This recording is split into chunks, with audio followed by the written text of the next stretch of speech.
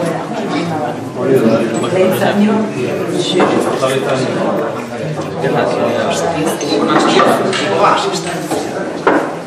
Eskerrak konutzeko tzekiz, kontatuko irugarnaldiz etorganaldako berdin esarko edo, bueno, bizkat sarrera moduen aipetu birra do, zen barmen antolatzen diagun intzaldi ziklo hau.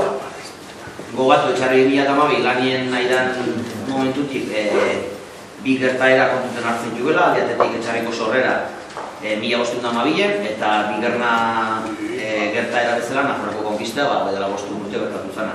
Orduan, bi gertaera kontuten hartuta bi helburu planteatzen jugu, alde batetik iritzenakigu importanti dela herri beten etorkizun marrazteko garaien memoria historikoa bere ganatzie eta beraz helburu garbi betizeko zen memoria historikoa bereskuretzie eta beste aldetetik iritzenakigu importantie erabat lotuta dola hori erabakitzeko eskubideakin. Orduan, gu bigarren helburu bezala erabakitzeko eskubidea dakau.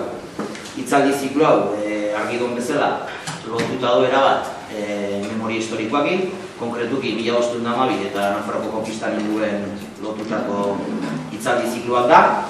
Guaiak egitugunak lehenengo hitzaldi ziklo Patxi da Basorok eman zen Larrañeta elkartien eta nolabait deusestatu ezin izan zuten oroimenakin zon lotuta naziko hitzaldi joi.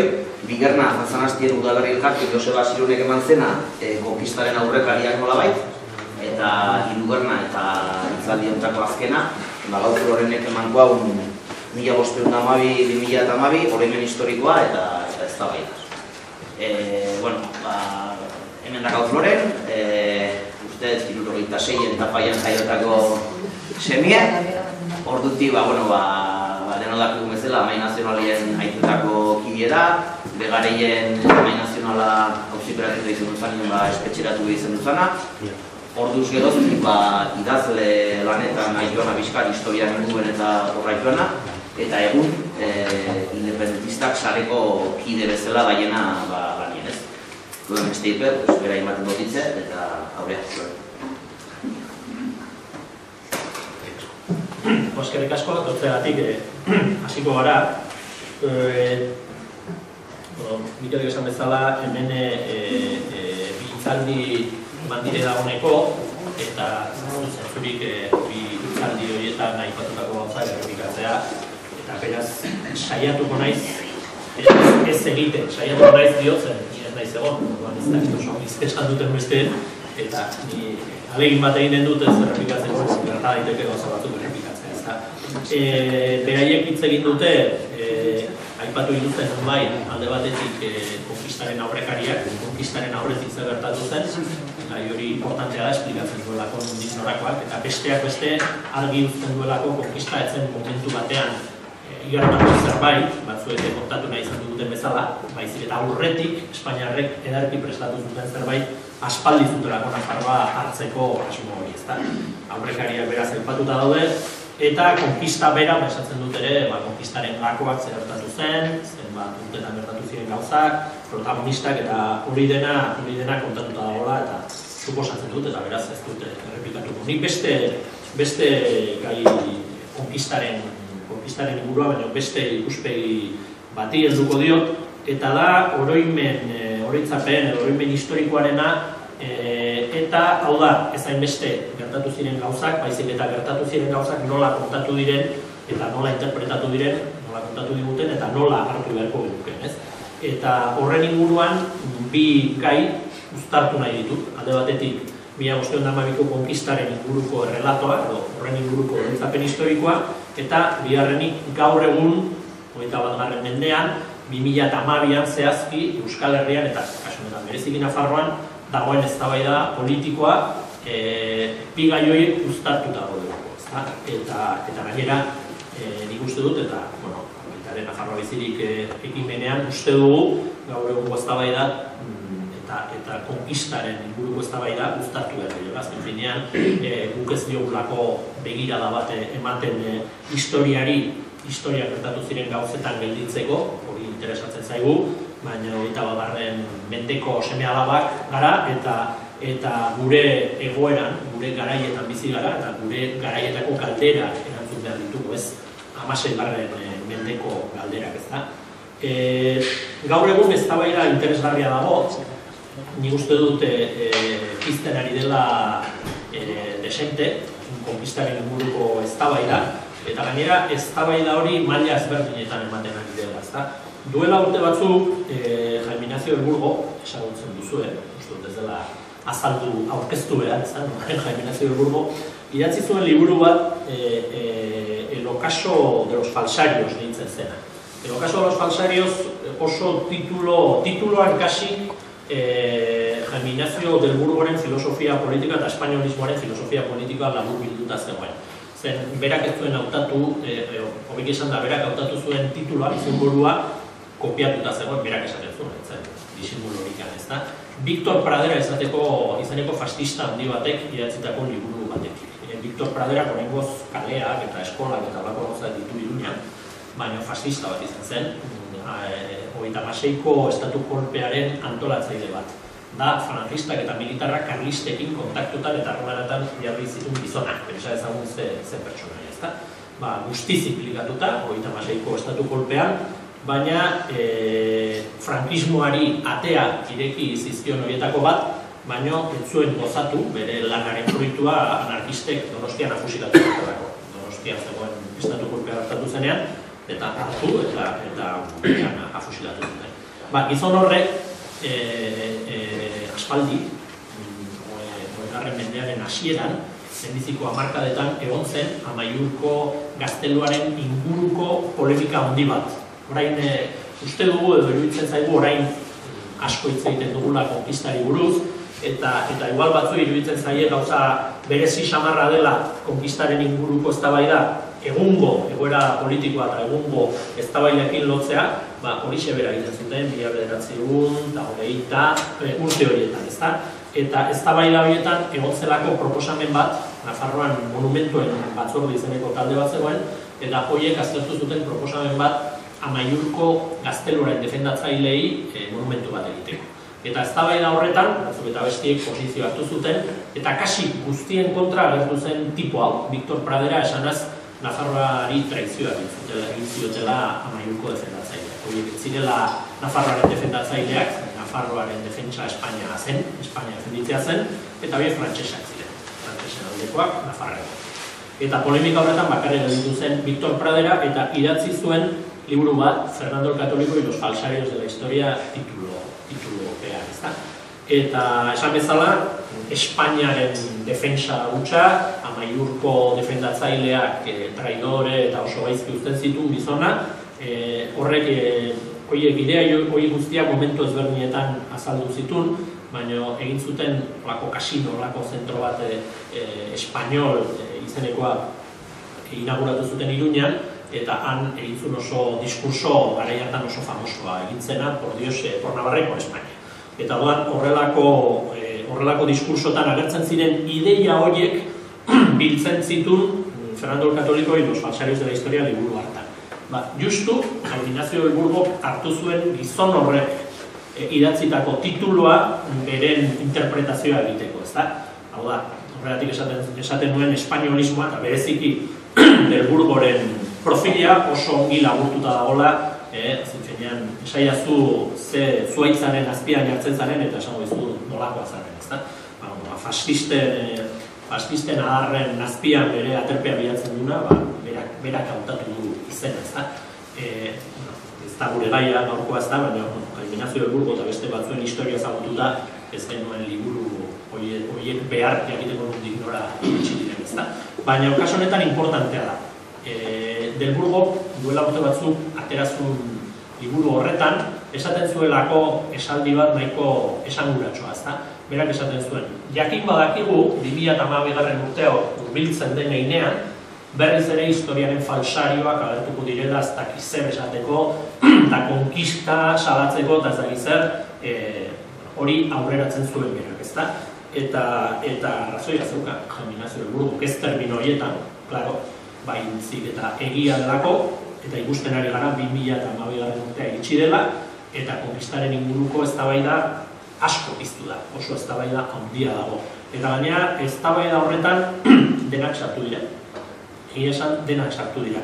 Herri ekimenak sartuta gaude, konkista salatzen dugun sartuta gaude, baina azkenengo garaietan ikusiko zenuten alde batetik konmemoraziorako ospatzeko, gero konmemoratu esaten dute itxusia galditzen delako ospatzea, baina ospakizunetarako egin zuten batzorde ofizial bat, horiek sartu dira eztabaidan, eta azkenengo garaietan Nafarroako gobernua sartu da, Espainiako gobernua sartu da, Alderdi Popularra sartu da, eta UPN sartu dira. Gehienak argumentario ergelkeriez betetako argumentarioak zabaltzen eta bar. Gauzan diri esaten ez dituzte, gehienak ezurra dira, bate landu gabe dira, baina posizionatzen ari dira, ezta? Orduan, Jaime Ignacio Elburgok nolabait aurreratzen zuena, edo aurre ikusten zuena, gertatzen ari da nolabait. Baina Jaime Ignacio Elburgok ez zuen espero gertatzen ari den moduan gertatzea. Zergatik, nahiko posizio espainolistanako oso posizio ezerosoan gertatzen ari delako eztabaida hau. Alde batetik, beraiendako ikurra bertsio ofizialaren gako nagusia izan den ideia guztiz erorita dagoelako. Beren bertsioa da, 1512an, bere bertsioa zen, esan dezagun, 1512an etzela konkistarik egon, etzela konkistarik gertatu, baizik eta paktu bat. Nafarroa eta Castilla edo Espainiaren arteko gertatzen zuen paktu bat. Hori da bertsio ofizial, hau da, eta hori da foro bekuntza hartzen bali batzuen hori esaten da. Itzalditan bete esaten du, nik gauza bat kontatuko dugu gaurkoan, Joseba eta Patxi gauza bera kontatuko zuten, baina orain ez da posaketa hondirik Nafarroan, ez da, baina oposizio batzuetara balin bazoazte, jarri behar duzuen 1512an Nafarroak bat egin zuela voluntariotik Kastillarekin bentsat postu ateraren baliko zuen. Hau da, hori da bertsio ofiziala, ez esan itzalditan esaten duguna, posturik ez duzuen lortuko, ez da.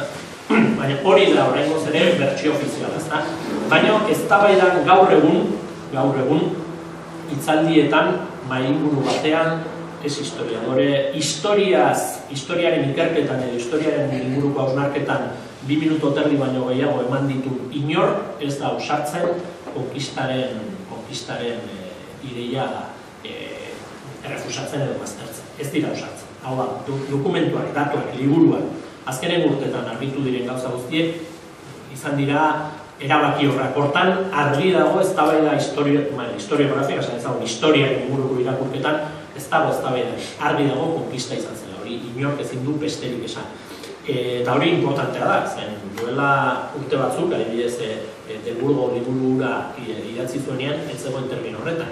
Berak espero zuena, baina askoze makurragoa izan da espainolistendako etorri dena. Beraiek sumatzen zuten zerbait etorriko zela, baina ez etorri dena. Eztabaida planteatu zailako oso posizio ezerosoa, ez da. Posizio ezerosoa da, pentsa ezagun, ni duela gutxi Joseba, hemen txarrien berean beste hitzaldian egon zen Joseba Sironekin batera, elkarregin egon nien eztabaida batean, interneteko programa batean, Felones, Nafarroako PSOEko lehendakaria eta Katalunian PP-ko parlamentari izandako historiadore batekin. Eta lehenbiziko galderari erantzun kasik baino lehen, biek, hau da, konkistaren aldeko edo ziren horiek, biek esan zuten, ez zela denbora galdu behar horretan, konkista izan zela. Hasieratik, gure gurra jaso baino lehen, ja esan zuten ez, ezagunari konkista izan zen, konkista militarra, violentoa, eta konkista bortitza eta konkistak diren modua. Eta atzeko urrats bat eman zuten, pauso bat eman zuten atzeraka, ja beste posizio batean egoteko. Ez, baina orduan zen konkisten erlatibizazioa, eta da, konkistatu zuten, baina eski orduan konkistatzeko itura zegoen. Ez da, Nafarroak inbertatu zena zen, gertatzen zen, ez zaio ere beste bueltari bilatu behar, edo Nafarroa txikia zen, eta Espainiak ez bazuen hartzen, Frantziak hartuko zuen. Nafarroak ez zuen etorkizunik, edo Nafarroan gerla zibila zegoen eta berez konkistak gerla piztu baino gerlakin bukatu zuen. Horrelako argudioak zabaltzen zituzten, ziren egiazkoak, baina nolabait justifikatzeko, baina konkistaren irakurketa ukatu gabe. Hori importantea da, eta esan bezala batzordekoek, ospatzeko batzordekoek ere esan dute konkista izan zen, ez? Baina, nahiz eta beraiek konturatzen direlako horretan. Berriz, badaude sektore batzuk oraingoz ere konkista etzela izan esaten dutenak. Alde batetik UPN, ikusiko zen duten argumentario deitzeko, ez? elgerkerian bilduma edo sorta bati argumentario eta desakumentario izan beharko litzateke, eta argudiorik ez dago, ez? Baina, eta orain gure Jaime Burgo atera da, hain zuzen ere, beste nolabait, gaina han beti dago, bakoitzak bere produktua saltzen du, ez? Espainolismoan munduan ikusten duten ez UPN dabilela pixka bat zalantzakin, PP balizue izan nahi dula UPN baino UPN-eago. Orduan zer esaten dute, beste matizekin edo atzerakadoaz, orduan PP datorez eta ez. Eta orduan bortxaketa bat kontatzen dute maitasun historia bat bezala. Orduan birre topaketa edo reencuentro hitza erabiltzen dute, 1500 da inbasio bat, reencuentro bat da, ezta? Bueno, ez da harritzekoa, ez? Irakeko inbasioa termino horietan kontatu dute. Ez, Irakeko inbasioa izan da, Amerikarrak garaian dira askatasunak ematea, eta Irakera zibilizazioak ematea, orduan, logika dago, beren logikan dago, herriak inbaditzea eta herriei egitenen posatzea, gauza zibilizatua eta gula garrien, ezta? Posizio horretan daude. Baina eztabaida honetan, argi dago, defentsiban daudela, ezeroso daudela, eta ezeroso daude, eta nik uste dut hau importantea dela, beraiek espero zituzten baldintzak guztiz aldatu direlako. Ez direlako espero zituztenak izan. Alde batetik esandakoa, oso zaila da orain zalantzan jartzea konkista izan zela. Alde batetik historiografian esan bezala argi gelditu delako, eta bestetik, eta hau da oso importantea, pentsa ezagun, ni neu, izan daiteke eta liburu bat idatzi nuen duela, argitaratu nuen gai honetaz duela 10 urte, zer genekien duela 15 urte gai honetaz. Ni hasi nintzenean idazten, sorpresa handia bilatu ditu. Nik ez nekien, ni somatzen nuen faktuaren teoria etzela guztiz seriazkoa, eta deskubritzen, konturatu nintzen, ez zegoela bazeudela zalantzari, argi zegoela, izugarrizko konkista bortitza izan zela. Eta gero, liburu batzuk irakurri, baina gaur egun ez da bakarrikan esan dezagun historialarien eztabaidan defenda ezina da konkista etzela izan. Hori da gauza bat. Baina gero sozialki, gero eta jende gehiago dauka lehen eskuko informazioa konkistari buruz. Lehen liburu pilo bat atera dira, liburu pilo bat salduta irakurri dira, kalean gaia dago. Kalean gaia atera da, esan dezagun adituen edo espezialista edo historia asko maite dutenen edo dugunen esparru horretatik atera da, eta kalean dago nola ez? Horregatik lehenko unean egon zen Kadizeko konstituzioaren urteurrena, eta antzegoen Jolanda Bartzinak horrere aipatu zuen jendeak ezagutu behar duela benetan zer gertatu zen 1512an Nafarroan.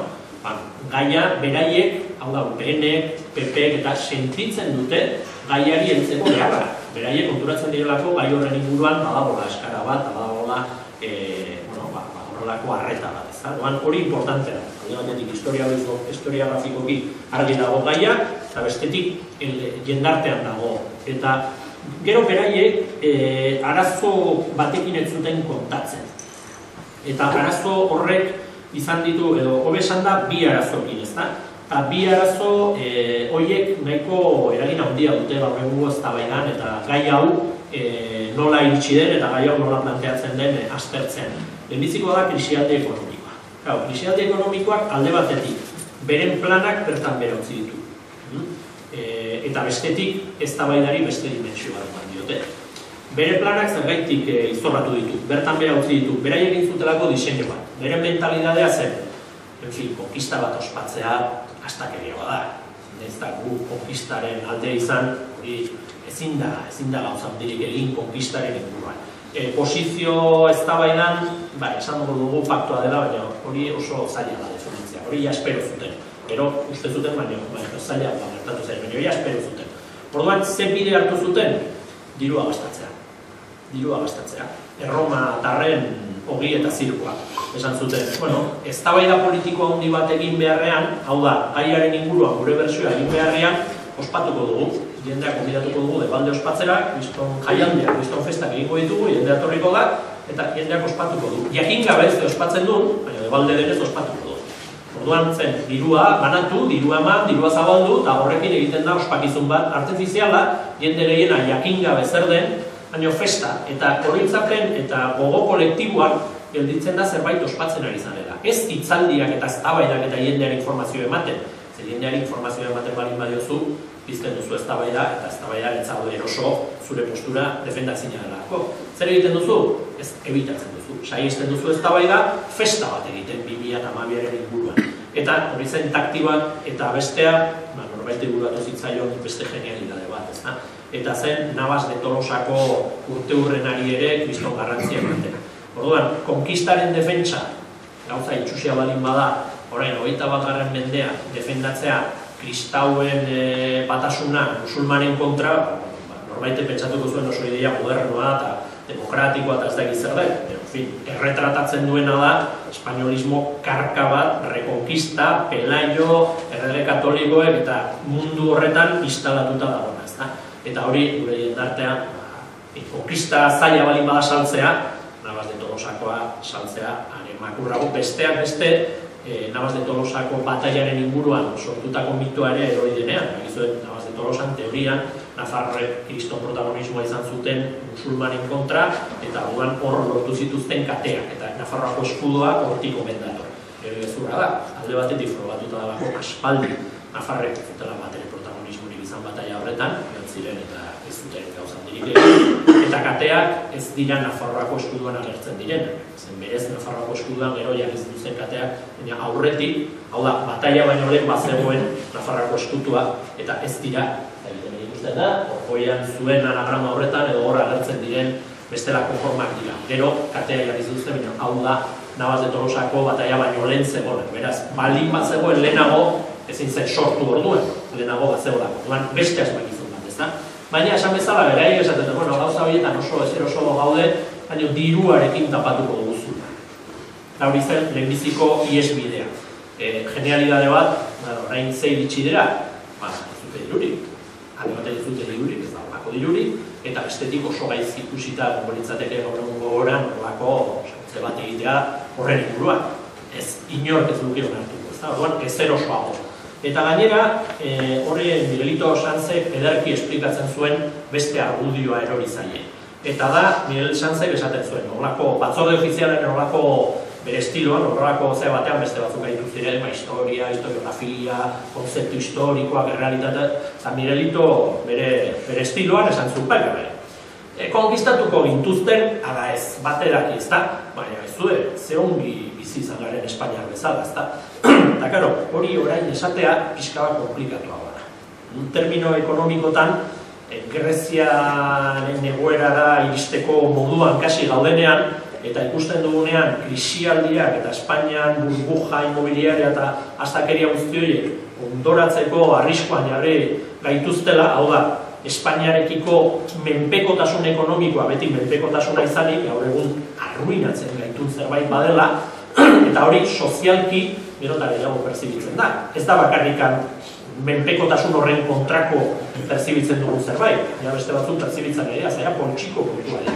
Eta poltsiko kontuetan ideologiak badu bere zeregina, bere eragina, eta poltsikoak berak badu bizitza propioa ere. Eta bizitza propioan arabera, J. Zarrak esaten zuenez, Navarriko soy primero y el español se le conviene y se militan los fueros de Euskadi el año que viene. Baina, berbada guk ez dugu gure posizio politikoa, gure ideologia ez dugu termino horietan ikusten, baina bada jendean asko termino horietan mugitzen dena. Hau da, Euskal Herriaren independentzia gaur errodelkeria iruditzen zaiona, eta bihar Espainia ondorotzan balin bada, iruditzen zaio oso ideia hona. Horrela dira, ez da. Gaur egun ez dago ere barrera hori. Hau da, ezin da esan paktu bat izan zela defendatzina delako, ezin da dirua bastatu, jendearen eztabaida itzaltzeko edo estaltzeko, eta ezin da ere esan konkistaren efektuak izan direla miresgarriak, ez dira, eta gainera ezin dira terminoetan gurean. Hau ez zuten espero, eta horregatik gaur egungo titulan agertzen dena eztabaida, oroitzapen historikoaren inguruko eztabaida oso baldintza ez egokietan, beraiendako ez egokietan eramaten ari da. Eta gero, espero ez zuten beste gauza bat ere gertatu da, eta da Euskal Herria eferbeszentzia politiko eta sozial batean sartuta dagoela. Hemen gauza asko gertatu dira azkeneko 2 urtetan, eta gauza horiek bai gainean daude. Eta eztabaida 1512 buruzko eztabaida ez da ematen Marten ematen da Euskal Herrian eta gaur egun. Eta gaur egun, lehen esaten izuen, Victor Pradera izeneko gura, eztabaidan sartu zela, garai batean, lehenbiziko Hego Euskal Herrirako estatutuan eztabaida horretan zegoenean, horregatik piztu zen eztabaida orduan. Eta jende guztiak interpretatu zuen Amaiurko, lehenbiziko monumentu horren inguruko eztabaidaren atzean, Euskal Herrian, Euskal Lurralden Batasunaren proiektua eta Navarra Forali eta Espainolaren arteko lehia zegoela.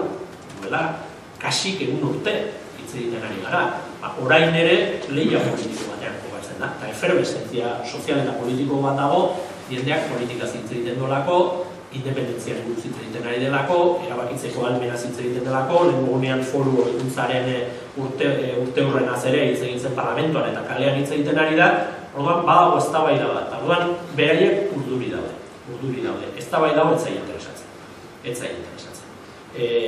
Baina, bestaldetik, beraiek alimentatu dute eztabaida ere. Eta daude horrelako zera batean, ezta? Ezin dute ospatu, baina ezin dute atzera egin, atzerakaz, bestela, konkistaren kontrakok hartzen dugu esparru osoa. Osea, plazan, bakarrik gure ahotsa entzuten da. Eta baina, gure ahotsa gero eta hobekio jende asko, gero eta hobekio entzuten du, eta hartzen du, eta txalotzen du gure ahotsa, benetan hola delako.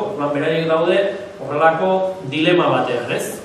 Paradoja batean, isilik gelditzen baldin badira, gure ahotsa da bakarrik entzuten dena. Hitz egiten baldin badute, eztabaida bera pizten dute. Orduan, beren ahotsa entzuten da, bai, baina are gehiago entzuten da gurea. Orduan daude horrelako zera batean, ez? Nik uste dut oraingo hori nire iritzia pertsonala da jakin ez da. Oraingo datuak aurretik izan ezkero, nik uste dut ez zuten haingo ez da batzorderik. Ez zuten haingo batzorderik. Haingo zuten urtea pasatzen utzi, ekitalditxo bat parlamentuan eta ez alimentatuz, gero. Zuk alimentatzen bali baduzu eztabaida bat eta galtzen bali baduzu, benetan tontu edarra zera. Hobe da eztabaida bat ez piztea, eztabaida pizten bali baduzu da irabazteko baldintzetan zaudelako. Eta pentsa ezagun, espainolismoari buruz ari gara. Espainolismoak kontrolatzen ditu Nafarroako komunikabide kasi gehienak eta tresna guztiak dituzte. Ez gaude denok baldintza berdinetan, eztabaida honetan, berek dute dena. Dena gauza bat ez ezik, astakeria bat defendatzen ari dira. Eta medio guztiekin ere astakeria bat da. Eta kostatzen zaite, ezta. Orduan, eztabaida nahiko momentu interesgarrian ematen ari da, ezta. Hor sartzen da oroitzapen historikoaren garrantzia, ezta. Zergaitik lotzen dugu 1512ko konkistaren gaia gaur egungo eztabaidarekin? Ez da merezi duen azaltzea zergaitik lotzen dugun. Jende guztia lotzen duelako. Gu gustatu ala ez gara seguramente gustatzen zaigulako. Ez gara 15garren edo 16garren mendeko pertsonek. Bizi gara 21garren mendean, ez gara bizi 16garren mendean.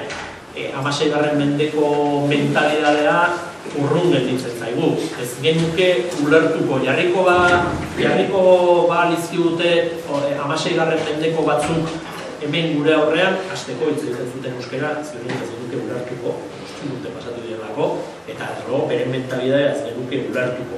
Beste mundu batean ari gara, ez? Orduan, zergaitik olako garrantzia ematen diogu. Baina, segituan kontura, erantzuna, nire uste dut erresa dela, ez da guk ematen diogulako. Azken finean nire guztiak ematen dio. Gu ez gara, 16garren mendekoak, gaur egungoa gara, eta gure garaietan, azken finean, gure garaian arabera pentsatzen dugu. Eta gure gauza guztiak gure ikuspegitik ikusten ditu. Orduan, estatua aipatzen denean, konkista aipatzen denean, estatu batek eskubidea ote daukan aurrekoa edo ondokoa konkistatzeko, gai horiek gure mentalidadetik ikusten ditugu. Eta ez da txarra, ona da. Horrek esan nahi du kriterioa dugula. Pentsatzen dugula, ez dugula errepikatzen lorito bezala bestiak esaten dietena, guk geure pentsamentua dugu, ez da? Eta hortan importantea da oroitzapen historikoa. Oroitzapen historikoak eta hor ere batzutan eztabaidak ere ematen dira. Oroitzapen historikoak esango digu zer egin behar dugun etorkizunean? Ez. Hori argi dago, ez horretan eta ez da ezertan ere. 16garren mendeko esperientziak ez digute argituko zer egin behar den 21garren mendean. Hori argi dago. Errepikatu itzuli nahi dugu, konkista salatzen dugunok, konkista eta konkistaren ondorioak salatzen ditugunok 16. mendera itzuli nahi dugu? Ez. 21. mendeko Nafarrok eta oroar euskaldunok erreginak, geure erreginak nahi ditugu, geure erresuma, baten bat, bada bai, bainok ez. Ez da hortan, iraganaren inguruko eztabaida ez da planteatzen iraganara itzultzeko, ez dugu itzuli nahi. Ibentzat ez, eta uste du, denok ez dugula itzuli nahi. Baina, iragan horretatik ikusten ditugu balore batzuk. Eta gaur egungo egoeran, konturatzen gara, galdu genula, edo hobeto esan da, kendu zigutela gauza handi bat.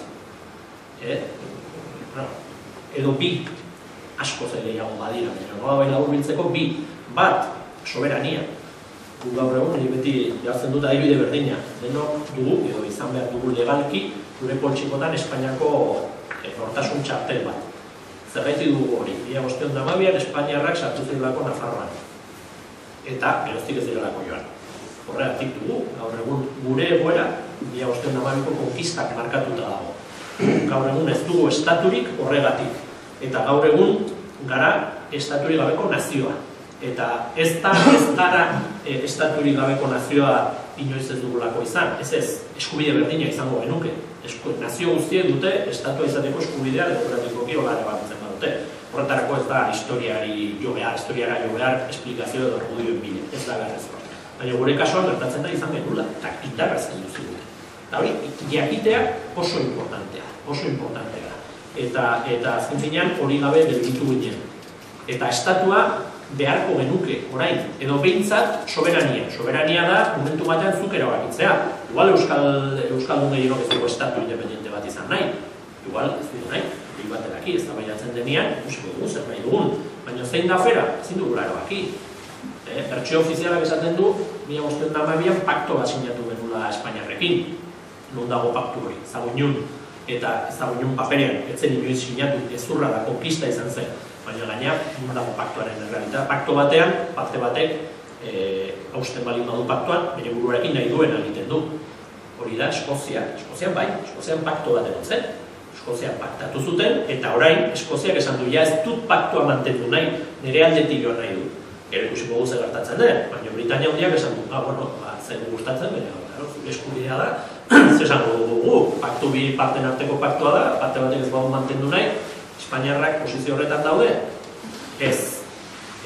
Eta ez da posizioa, ze posizioetan daude, baizik eta non dago, paktuari heltzen aldiogu gaur egungo euskaldunok esateko paktua zegonez, paktua osten dugu eta gure aldetik bagoaz. Ezin dugu egin, ez zegoelako pakturi, gezurra da. Batzuek zabaldu dute gezur hori interesatzen zailako, gezurra da, ez dugu paktori. Beraz, ezin dugu paktuaren arabera gure bide hartu, paktori ez delako inoiz existitu.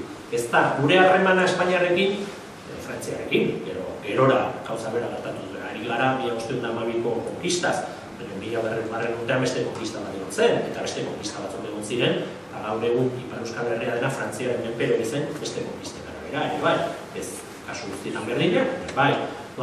Hor ere, harremana ez da paktuaren araberako harremana, hau da, parte batek nahi duenean hausten alduen harremana, ez da, menpekotasuna, eta menpekotasunean beste erabakitzen dute, ez duk, ez da. Eta termino horietan hori kendu ziguten, soberania, geurea erabakitzeko ahalmena, estatu bat, edo zer besteekin gure burua nola antolatu nahi dugun, hori kendu ziguten, erabakitzeko hori kendu ziguten.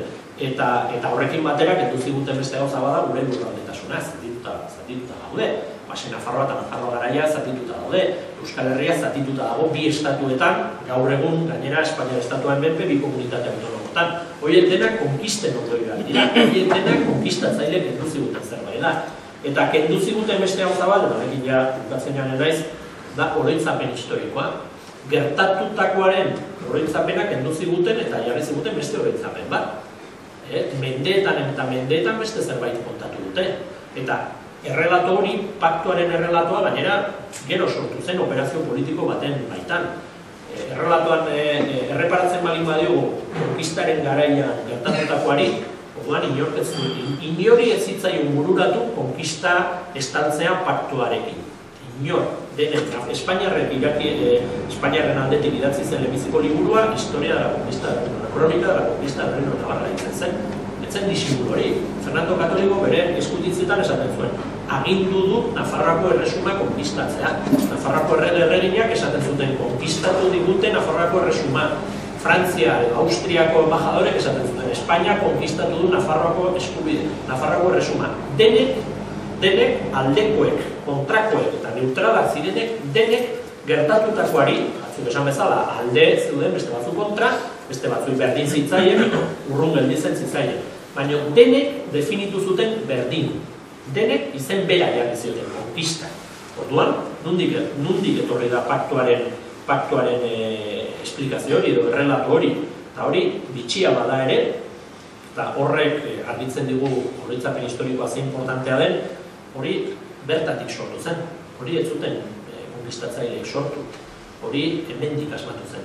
Hori hemengo jauntxoek lehenbiziko urtetako resistentzia gainditu zenean, Noaingo bataia eta Maiurko gaztelua erori zenean, ikusi zuten Espainiarra garaileak zirela, Espainiarrek zuten potentzia militarra eta imperioa horri ezin zitzaiola aurre egin, eta beraz, lekua, kabia egin behar zutela egoera berrian. Eta kabia egiteko estrategian behar zuten kontatu zerbait, eta kontatu zuten paktua. Asmatu zuten paktua. Eta zertarako asmatu zuten? Alde batetik aurreko historiarekin haustura bat egiteko. Zu erabakitzen balin baduzu Espainiar imperioaren kabian, edo Espainiar imperioaren zuaitzean, zure kabia egitea, interesatzen zaizu zure matxinadaren historia estaltzea. Nekez lortuko duzu Espainiako imperioan leku bat, arrastaka balin baduzu, matxinadak, erresistentzia, hau da, balin bazoaz konkistatua bezala eta konkistari aurre egin zion norbait bezala. Hori estali behar duzu, alde batetik. Bestetik, leku hartu nahi duzu Espainian imperioan, beraz, ez zara humilatu bezala gertuko esanaz konkistatua zarela. Ez zure posizioa eskozubeki gelditzen da, paktatu duzuela esaten balin baduzu. Gainera, bilakatzen zara horrela bitartekari. Hau da, eta azken finean zure operazioa komeni zaizu, jauntxoei komeni zaien, nafarrei ez, baina jauntxoei bai komeni zitzaien, eta zergaitik funtzionatu zuen operazioa, konkistatzaile ere komeni zaiela. Konkistatzaile eta hori dokumentazioa, zagilegoan aipatu duten Patxik edo Josebak, dokumentazioa esaten duanean da, Nafarroan zeuden Espainiar militarren eskutitzak, kanpoko bidaiariek egiten zituzten liburuetan edo kroniketan, denek esaten dute gauza bat. Eta hori Espainiar militarren informetan garbi agertzen da, baina ez konkistaren garaietan. Konkista kasik egun urte pasata ere bai. Eta beraiek oso argi zutela, Nafarroa mantentzen zutela, armada bat zutelako. Hau da, indarrez. Ez da bakarrikan Nafarroa indarrez hartu zutela, Nafarroa indarrez mantentzen zutela. Hori historiadoren aurrista baten, Buizik esaten zuen Espainiarrek sartu zutela okupazio ejerzito bat Nafarroan eta inoiz ez dutela. Historiadoren aurrista espainolista horrek arazoak izan zitu beste espainolistekin hori esateratik, baina esan zuen.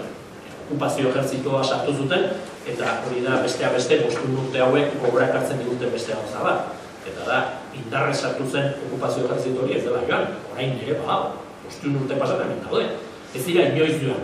Eta ez dira inoiz joan, beti ulertu dutelako presentzia militarra oso importante dela, Nafarroa garai hartan esaten zuten sujetar la voluntad de los navarros, ez? Berdina, oraingo terminologia da, beste, garantia demokratik, hori, baina azken finean berdina dago Espainiak, Nafarroa, Euskal Herria, oroar beren menpe izatea, ezta? Eztabaida horretan, argi da, azken finean paktuaren operazio politiko hori egin zutela, eta konkistatzaile interesatu zitzaila. Beraiek bazekiten konkista nahiko inestablea zela, konkistak ez zuela oinarririk, Nafarroan ez zegoelako Espainiarren aldeko esparru sozial bat, eta bitxia da gainera, gaur ez dut Peio Monteano aipatzen duela de Noticiasen egin dioten elkarrizketa batean. 1512an, konkistaren kontrako jarrera egon bazen, 1521an konkistaren kontrakoak ziren askoz ere gehiago. Besteak beste, 1512an konkistaren alde edo erdibideak gelditu ziren batzuk. Hau da, batzuk gaizki ikusi zuten lehenbiziko erasoak. Beste batzuk ez zuten gaizki ikusi, baina ikusi zutenean nolakoak ziren Espainiarrak eta zer egitera etorriak ziren, konkistaren kontra bigarrak ziren. Hori, beste batzutan ez dugu aipatzen, baina Nafarroa bi aldiz konkistatu zuten. 1512 eta 1521. Eta 1521 konkistatu zuten, konkistatu zuten Nafarroan, Espainiarrek armada eraman behar izan zutelako komunoen kontra borrokatzera, eta armada joan zen bezain laster, gehiago matxinatu zen, eta Espainiarrak kanporatu zituzten. Hori hola zen, eta berriz konkistatu behar izan zuten, eta bigarrengo konkista hartak gertatu ziren, Maiko bataia eta gero Maiko gertaerak. Hori dena hor dago, eta esan bezala, oroitzapen historiko hori baztertu, eta beste paktuaren bertsioa sinestarazi diote jendeari. Eta paktuan egon gara 5 urte. 5 urte, sinetxi nahian pakto batean bizi ginela, eta pusketaren inguruko eztabaida batean egon da Nafarroa 5 urtetan, Nafarroako klase politikoa, edo esan da. Zer da? Kabia egiten Espainia zuaitzan.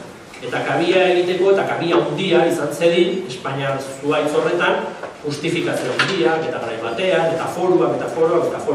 Gaur egun eztabaida, zorionez, ogiaren inguruko eztabaida, ez da ogi pusken inguruko eztabaida. Ja gaur egun, jendea, kontzientzia hartzen ari gara, hemen ezin dela etengabean bizi, emango digute pixka bat gehiago Espainiarrek, lortuko dugu kendu nahi diguten puska mantentzea, ez, hemen ja eztabaida beste termino batzuetan dago, eta horregatik sentitzen dira batzuk, ezer oso.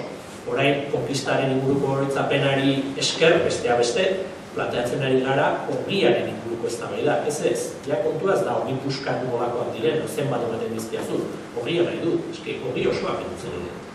Ogi osoa, eta ogia da soberania. Hora ez da foru bat edo kompetentzia bat, hori importantzia da epe motzean, etorkizunean maigainean dagoen etorkizunari begira, maigainean dagoen eztabaida da ogiarena. Ogi osoa, erabakitzeko soberania. Eta hori da maigainean dagoen ez da. Eztabaida honetan, oroitzapen historikoa importantea da. Nundik gatozen jakiten laguntzen digulako, eta bestetik, eta hori oso importantea da. Bai giztu denok konturatzen gara, sumatzen dugula nola baitez, oso urduri daude Bartzina, Burgo eta horiek, baina ez daude urdurik konkistari buruzko eztabaidan galtzen ari direlako. Hori, azken finean, ze garrantzia dauka, 16. mendearen inguruko eztabaida batean galtzeak ala ez, badauka, beraiek badakituelako eztabaida ez dela errelato historikoaren inguruan, da hegemonia politikoaren inguruan. Hori, hor dago eztabaida. Euskal Herria eta Nafarroa ze izango den, eta beraiek, Navarra Forali eta Espainola sustengatu dute orain erortzen ari diren oinarrietan. Eta erortzen ari da paktuaren oinarria, gezurra delako, eta erortzen ari da inkluso beren munduko batzuen aurrean, gezur hutsa delako, eta erortzen ari da beste oinarri bat, eta da espainiartasunaren konvenientzia. Hori ere erortzen ari da. Konkistatu gintuzten, Miguel Sanzek arrazoia zeukan lehenbizikoan, konkistatu gintuzten. Baina bigarrenean ez zaigun giloan Espainiar bezala, eta gero eta jende gehiago pentsatzen du negozio txarra dela Espainiar izatea. Konkistatuak, itxusiak, eta baina negozio txarra. Eta eztabaida horretan, importantea da, oroitzapen historikoan nondik norakoak argitzen dizkigulako, eta esan bezala, argitzen digulako ere nola funtzionatzen duten batzuek, eta nola lehenunean Nafarroako foru hobekuntzaren urte hurrena ospatzen ari zenean, Nafarroako parlamentoak kriston eztabaida egon zen, eta Jolanda Bartzinak esan zuen foru hobekuntza dela Nafarron erabaki demokratikoaren ikurra, Nafarron borondatearen ikurra. Hori da, hain zuzen ere, oroitzapen historikoak argitzen laguntzen diguna. Konkista etzen izan Nafarron borondatearen ondorioa. Lege deitzen duten lege pakzionada hori, 1512 konkistatu dituzten indarrez. Eta Espainiara sartu ziren, eta ez dira joan. Ez genitu konbidatu, ez genitun deitu, indarrez etorri ziren, eta gelditu dira. Eta 1851 ez genuen paktatu lege gaizki ditzen duten lege pakzionata gura Espainiarekin. Egun zen gerla bat, karlistek aldu zuten, eta liberalek inposatu zuten foruen mutilazio bat. Eta foruen mutilazio horri, pixka bai jarri gero, denboraz, konkistarekin bezala, urte asko pasata jarri zioten izen, makillajezko izen bat, lege pakzionata baino, inposatu. Eta hirugarren iruzurra foru hobekuntza zen. Ez zuten ezer hobetu, ez zuten ezer paktatu, zutenean paktatu zuten ez 1812an bezala, 1891an bezala, Espainiak inposatu zigun. Eta hori da realitatea, eta oroitzapen historikoak gaur egungo gezurrak beren tokian uzten ditut, horregatik oso ezeroso daude, eta horregatik batzutan kostatzen bazaigu ere, konturatzen gara oroitzapen historikoan inguruan egiten den lana, eta ni aprobetxatuko nahiko nuke txagotzen duen etxarrin egiten ari zaretenak, biziton lan polita irutzen zaidalako, ez da iraganari begira jartzea, ez da denbora galtzea garai batean gertatu ziren pasadizutan galduta, ez da hori, da oraingo egoerari aurre egiteko modu bat, jende jakintsuagoa egiten, eta azken finean bere iragana ezagutzen duen herria engainatzea ezagutzen ez duena, baina zailagoa da. Eta horregatik daude ezeroso. Sentitzen dutelako Nafarroa esnatzen ari dela, jende gehiago esnatzen ari dela, gero eta arazo gehiago izango dituztela beren gezurrekin jarraitzeko, eta azken finean eztabaidan dagoela beren zain. Bereek ari dira ebitatzen, atzera begira, disimulatzen, eztabaida hor dago, eta ez da 1512ko eztabaida bakarrik. Da, Nafarroaren eta Euskal Herriaren etorkizuna nork erabakiko duen. Eta eztabaida hori, esan bezala, ebitatu nahi zuten festejoak eta su artifizialak eta horrako gauzekin, baina ez dute dirurik, ez da argudiorik ere, eta hori besteak beste gertatzen ari da, bidean egin duzuen, edo martxan jarri duzuen egimena horri esker, eta hori bezalako askori esker, bukatzeko nik aprobetxatuko nahiko duke, nahi bukatzeko nire erroioa esan nahi du, gero eztabaida ikudu galdera edo zuen iritziak ez da.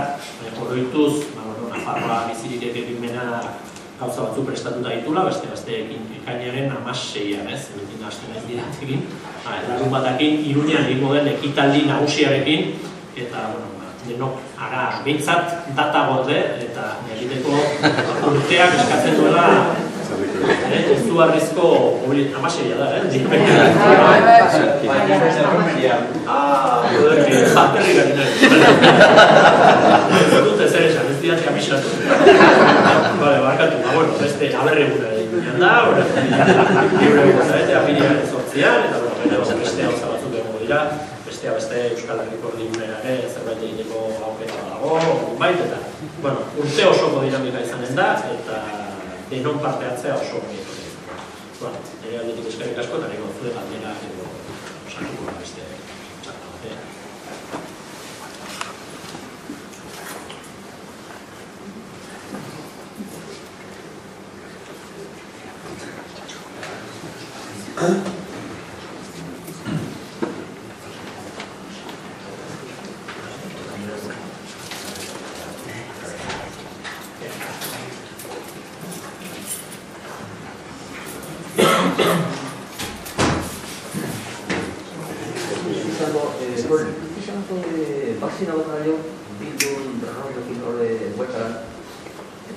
Adibide, zure sapete la tua leccia sembra che si vedo che si sciacchetta e la Barzina Assolutamente sempre, non serve essere una sostanza. Non è uguale che nik uste dut eztabaida honetan ezeroso daudela, esan bezala, eta gero beste 1512 buruz ez, baina nire iritzi pertsona da hori ez da bakarrik Nafarroan gertatzen, Espainiar estatu osoan gertatzen ari da. Politikarien joera, urtetan eta urtetan izan da nola gobernatzen zen, dirua gastatzen. Zer egiten zuten gobernatu, dirua gastatzen, obrak, trenak, frontoiak, etxeak, urbanizazioak, dirua. Doan, dirua gabe ez egite gobernatzen, ez dute ezer proposatzen. Eta zer egiten dute, doan gelditu dira, karo, eta gainea, gobernuek egiten duten bakarra da, murrizketa, jendeari berri txarrak ematea, orduan kostatzen zaie, lehen, berri honak emateko, egunero ateatzen zen kontseilari bat, esateko ospitalaren dugu Lizarran, eta zaien dugu osasun zentro handiagoa, etxarren ez da zenbat autobia, hori dena, antzeuden aurpegia jartzen, eta orain ez da balak hori. Orain, ematen dituzte berri guztia, dira, justu gutxiago, diru gutxiago, haukendu behar dugu, hori etzai gustatzen, ez? Eta doan zer hartatzen ari da, bitxia bada ere, itzultzen ari dira, eta hori Yolanda Bartzinaren kasuan oso nabarmena da. Zer pentsazazue Yolanda Bartzinak esan ditu azkenengo gauzak, buruan dituzuenak. esaldi batean laburbildu daitezke, eta da Victor Praderak, fascista hau, honek, esaten zuena, eta Burgoren bezu berdina, laburbilduta, que vienen los vascos. Que vienen los vascos. Ekonomia ondatzen ari da, desastra handia da, eta zer proposatzen dute. Ez da zer proposatzen dute, abiadura handiko trena, proposatzen duten bakarra, gastu bat egitea behar ez dela, beste bat bada, ezta? Orduan, zertan dago eztabaida? Eta hor ere ateratzen dira espainolisten tik, tik baina gehiago da, ezta? Antidemokratikoak. Zerka, beraiek ez dute eta basikoak, hori da beren turbura hori da. Hori da espainolisten eskubiaren oinarria hori da, ez dute inoiz boztu beren iraganarekin. Eta duan ateratzen dira, eske toki batzutan irabazten dute eta kezkagarria da. Zer da kezkagarria? Jendea bozkatzea eta nahi duen bozka ematea, hori da kezkagarria? Bai, fascista batenako, bai, hori argi dago, ezta? Eta eztabaida horretan, eske oso kezkagarria da, zen Bildu edo beste batzuek ez egin lortu dute, hori da, kultura ez demokratiko batetik. Kezkagarria da, jendeak askotan ez bezala, orain bozkatu du nahi duena, eta lako udala atera balin bada hemen, edo hor, jendean nahi izango da, ez bestela. Ez zaizu gustatzen zure eskubidea da, baina ez da kezkatzekoak. Eta hola, eta nik uste dut 1512ko ze horretan hori dela ere, hori da, beraiek, lehen ez dut aipatu, baina hori da espainolisten argudio eskizofreniko bat, baina askotan aipatzen dena eta aurten askotan aipatuko dena, ezta? Eta guztiz eskizofrenikoa da, zer da, konkistaren aldekoek esaten dute konkista onuragarria izan zela, baina oso gaiztoak izan zirela konkistan parte hartu zuten baskongadak. Guztiz eskizofrenikoa da, zenik esaten hori del Burgok esaten zuen, bendita konkista. Bai, bendita konkista, baina malditos guipuzcoanos, vizcaínos y alaveses que venían con los conquistadores. Claro, aclárate, konkista onuragarria balin bazen, txalotu beharko dira, Segoviakoak eta Zegamakoak, ez? Ez, Zegamakoak traidoria ziren. Zergaitik, konkista izan zelako, ez? Orduan etzen pakto egitera, etorri baziren, reenkuentro bat izan baldin bazen, pozgarria litzateke baskongadoak egotea reenkuentro horretan, ez? Orduan, eskizofrenia horretan izan dira, ez? Eta noan ikustu dut, betiko erresortetan, gaur egun urte askotan, zer proposatzen zuen, espainolismoak zer proposatzen zuen.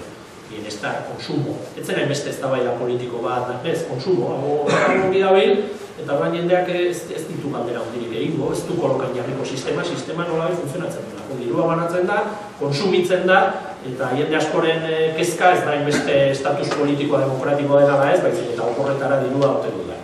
Bueno, ez da, hori bukatu da, eta ez dakigu noraino ez denean. Noiz arte ez den itzuliko, eta noraino iritsiko den krisia. Orduan, beste eztabaida batzuk izan behar dira, eta eskuinaren monotema urtetan eta urtetan izan da, que vienen los vascos.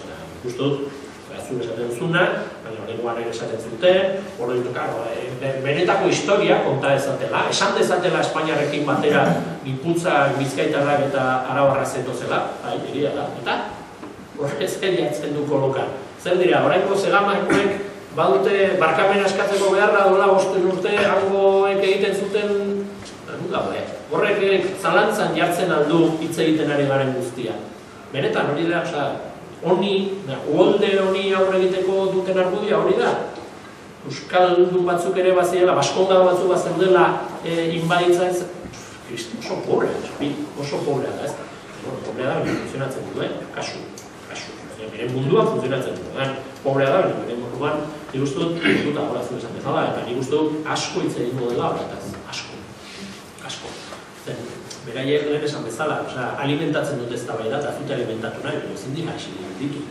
Jaime Ignacio helburu hori kostatu zaio, martxora arte aguantatu du. Nik uste dut ez duela beste aguantatu guztuko derri gaixori dagoela, eta nik pensatzen dut ez zula indarrik ez da olako, eta azkenian atera da ez. Egia da, UPN eta PPren arteko kompetizio horretan ere bada, orden espainolistago, baina horretaz hitzen du asko.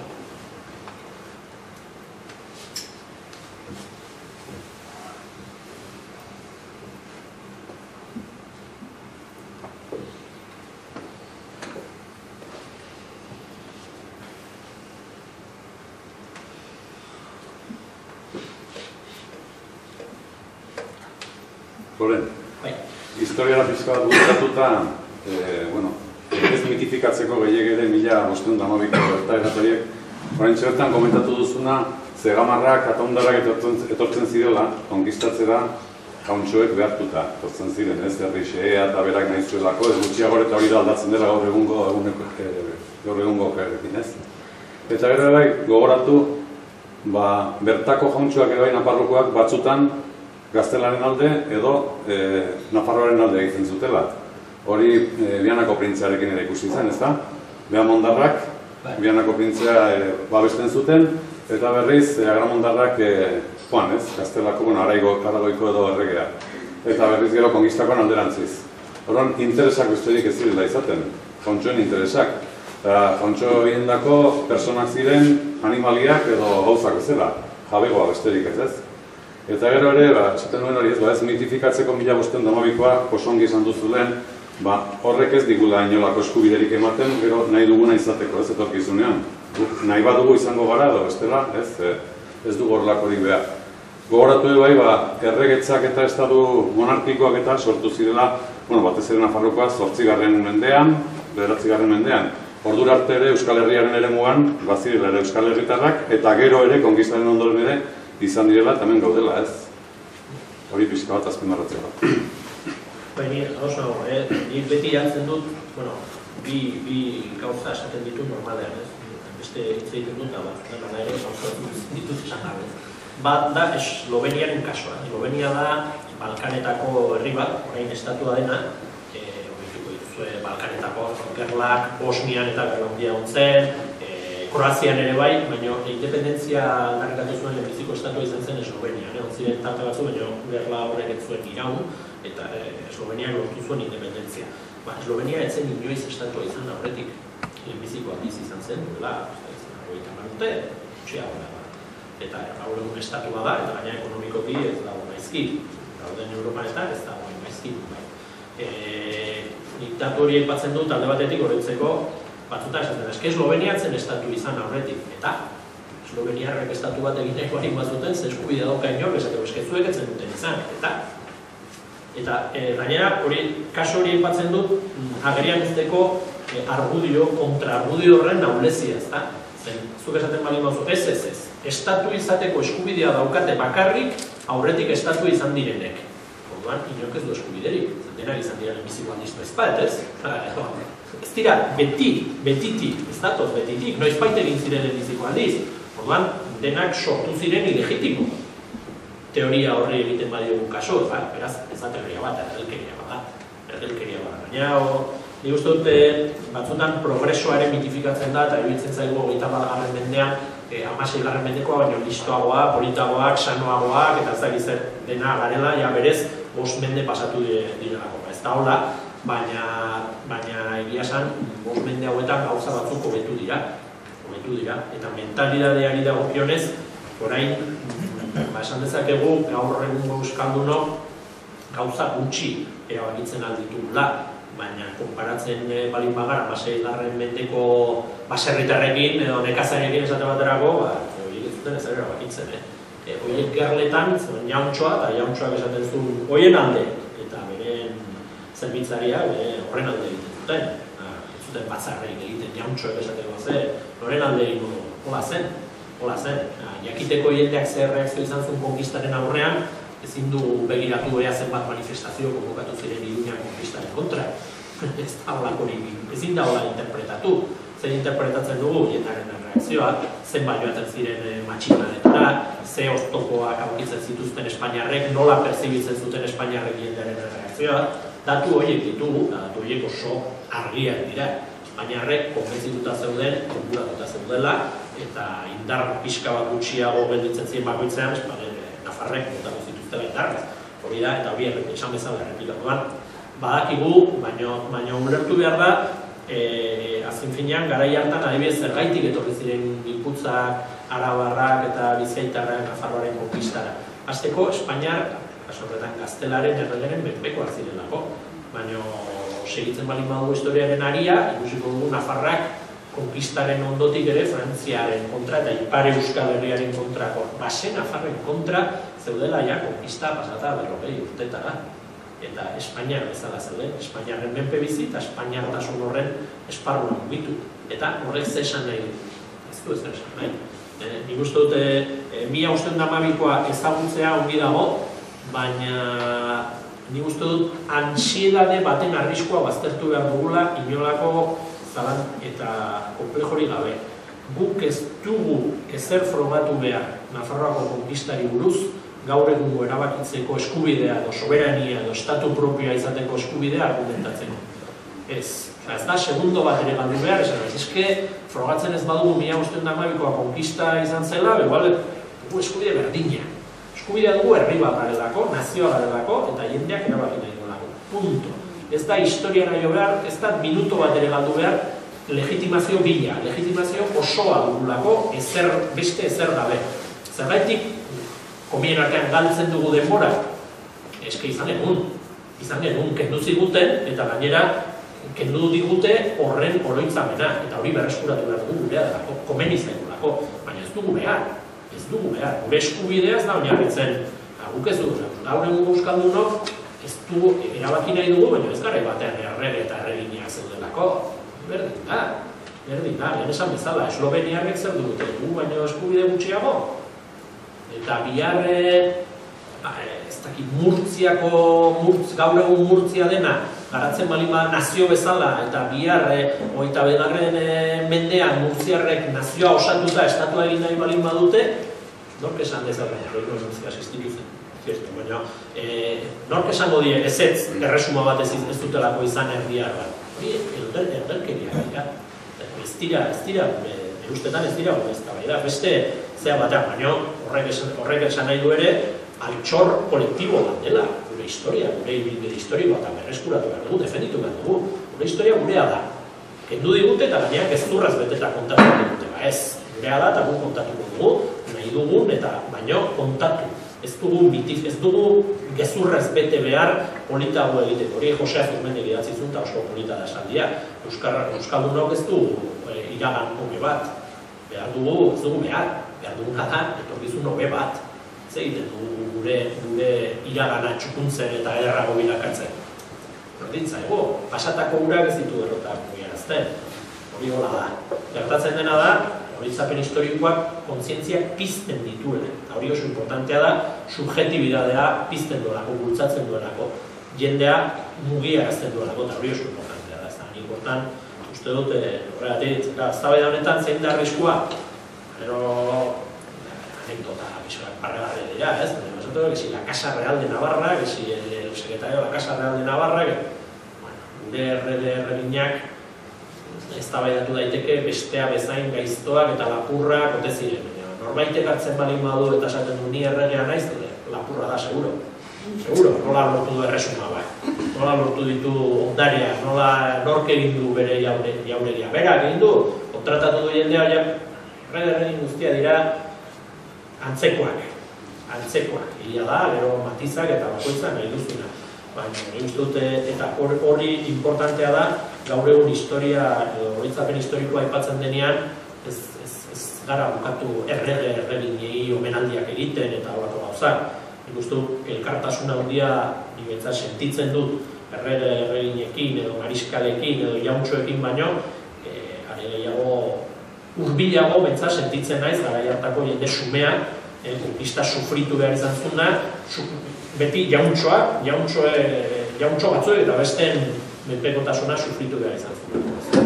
Nik uste dut, gaur egun gertuago, ni behintzat, gertuago sentitzen naiz Justu Martin de Arbizu, baina deitzen zela, tipo bat, 1521 batean, lehen kontatu dut ez, pixka bat Espainiarra joan ziren, beren armadara matzuten, Kastillara, Komuneroen matxinadaren kontra, eta orduan segituan bazetorren Nafarren armada bat, frantziar laguntzarekin, frantsesen laguntzarekin, eta Espainiarrak ez topa osoa, batzuk Iruneko gazteluan gelditu zelako, Loiolako nazio batera, adibidez. Gehiena joan zirenean Nafarroa matxinatu zen, eta ja frantsesen eta Nafarren armada iritsi zenean, ja Espainiarrak zeuden gelditzen ziren bakarrikan toki batzutan, Amaioko gazteluan, beraien izan ziren Amaioko gazteluan lehenbiziko fundatzaile, Nafarroa zirkulatuta zelako, eta beste toki batzutan, eta Iruneko gazteluan zeuden. Eta momentu horretan, kronikek kontatzen dituzte gauza politak, eta kriston festa entzule egunean, Espainiarrak bota zituztenean. Kriston festa, eta badakigu zerbaitik, gero berriz Espainiarrek etorri zirelako, eta informeak egin zuten, eta festa horretan parte hartzen zuten egin lepoan nahi zieten. Eta orduan badakigu zer egin zuten, hartu zuten birrei eta gobernadoren mandoa, eta ibili ziren buelta eman da burla iseka egiten, eta hartu zituzten Austriaren, Espainiaren erreginen ikurrak, eta bota zituzten loian, eta hori gero zergaiti dakigu? Martin de Albizu honi lepoa goztu ziotelako horregatik. Ni askoz gertuago sentitzen naiz Martin, uste dut, igual, izenekin amontzen nahi zorain, horrengandik, Nafarroako erregea, azken finean Nafarroako erregea, berea zen zerbait galdu mentzuten, ez ziren pobre ibili bero Nafarroa galdutare, eta beste askorendako berriz konkista izan zen, heriotza, miseria, exilioa, izugarrizko tragedia izan zen, ez orduan, ari gara, ez da, ari uste dute oroitzapen historikoa ere badaude, oroitzapena historikoa egiteko formula ezberdina, eta ari uste dut horrek hurbiltzen gaitula orduko jende sumearen gana, ez da, ari uste dut nagilin horrek merezi duela. Eta ez beste erregina zertarako. Gu behar ditugu erreginak Nafarrak izan da, edo Sakanarrak izan da, edo Tafaiarrak izan da, ez du zorionez, eta hori nik uste dut heldutasun handia dela. Heldutasun handia dela. Herri baten dako deskubritzea ez duela erregin behar, eta soberania eta estatua ez daudela lotuta erresuma batekin baizik eta bestelako formulakin, nik uste dut zibilizazio grado baten adierazpena dela.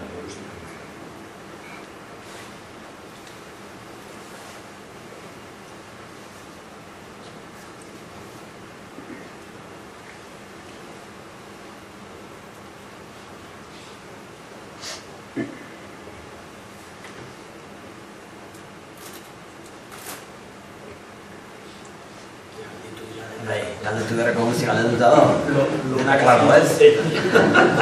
Bueno, eskerrak eman, horik itzalizik kontan bat hartu den jende guztiai, gaur bereziki Floreni eskerrik asko eta txalo bat, eta